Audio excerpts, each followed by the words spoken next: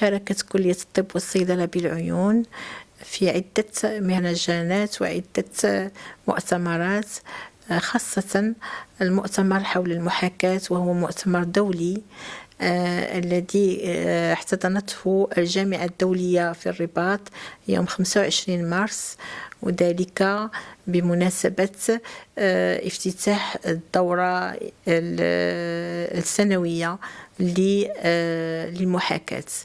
وكما كنعرفوا أن المحاكاة عندها دور مهم في التكوين الأولي والتكوين المستمر للطلبة وللدكاترة الأطباء. إذن خلال هذه الدورة كان عندنا الشرف أننا نستسلموا من المدينة السابقة اللي كانت احتضنت الدورة المؤتمر الدولي للمحاكاة، وهي مدينة وجدة على ما أظن. كانت التسليم ومن بعدها مدينة الرباط. دونك من مدينة الرباط إن شاء الله في 2027 ستحتضن كلية الطب والصيدلة بالعيون المؤتمر الدولي للمحاكاة السنوي. إذن كنا استلمنا الراية يعني هذا الدور اللي غادي نقوموا به إن شاء الله خلال تقريبا سنة، وهو هذا المؤتمر هذا كيتوجد على مدة سنة، لأنه هو مؤتمر كبير يضم تقريبا 1000 مشارك دولي ووطني.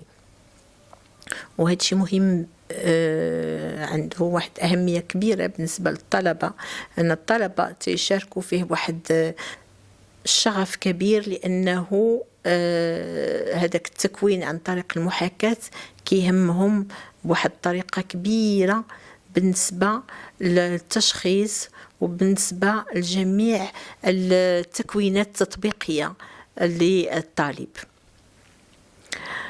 هذا المؤتمر هذا هو قيمة مضافة للكلية، لأن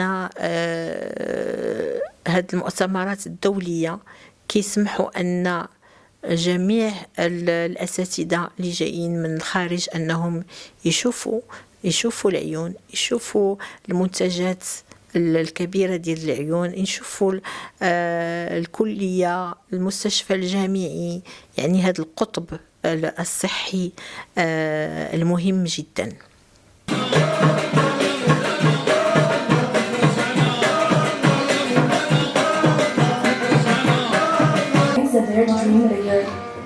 Depuis le sud du Maroc, depuis la faculté de médecine et de pharmacie de Lyon, we send a message to the world. Excellence knows no borders. En 2027, le Sud accueillera l'avenir. Achetez ici.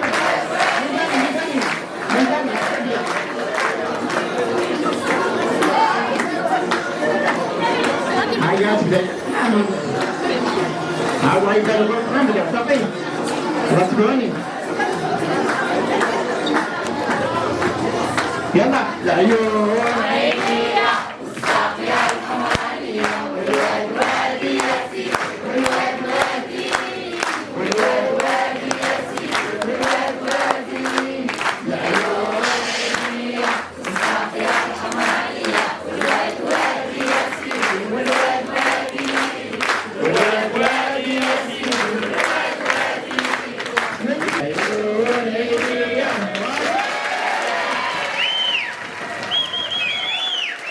Merci.